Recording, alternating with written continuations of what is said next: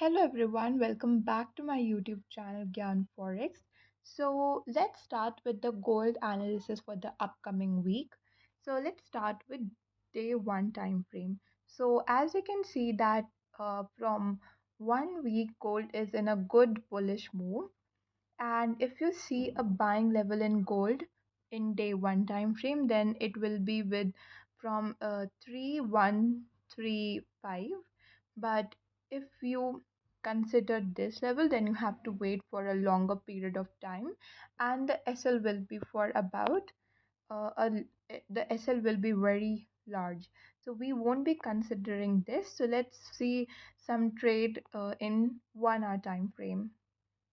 Okay, so if you see on 1 hour time frame, this level is a very good support level for a buying zone. So let's mark this first. So what happens? Mostly traders take entry at this position.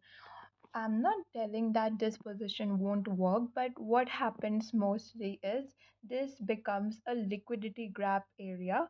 What does happen that gold comes still here, market comes still here, then it gives a little bit of bullish move, then again it goes down and takes SL of every buyer from this point, and then gold shows a good bullish rally from this position. So we have to avoid trades over here. uh, for a plus entry, I would suggest you to wait till this level 3324. Now, as you can see on 15 minutes time frame, we can see a good confirmation candle. We can see a good support on 15 minutes time frame. So this is a plus entry in gold, and I want everyone to mark this on their charts. Now let's have a look in news. So tomorrow is a bank holiday for JBP and USD. Now let's go on to 27th. Okay, there is no such news. So let's go on to 28th. So we are having a FOMC meeting minutes. So it's not a FOMC news. FOMC news and FOMC meeting are two different things. What happens in FOMC meeting? There is a previous pre-recorded video discussion. So there is nothing you can see a good movement in gold. So it's just a meeting, and it I don't think so it will show a good effect because it's a pre-recorded video decision. Now if we see in NZD, we are having a good news and we can plan a good entry over in this. And now let's move on to 29.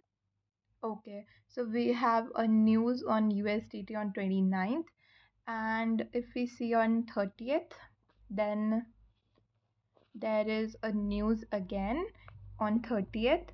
So what is my thinking is we won't be seeing a very great effect on Monday, Tuesday, Wednesday, but from Thursday onwards we will see a good movement in gold. So probably because of the news and bank holidays which are upcoming, we will surely plan a trade on this A plus level, and I want you all to mark this on your charts too. And if you have any doubt, query, you can just comment below.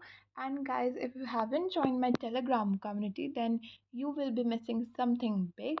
So I request you all to join my Telegram community.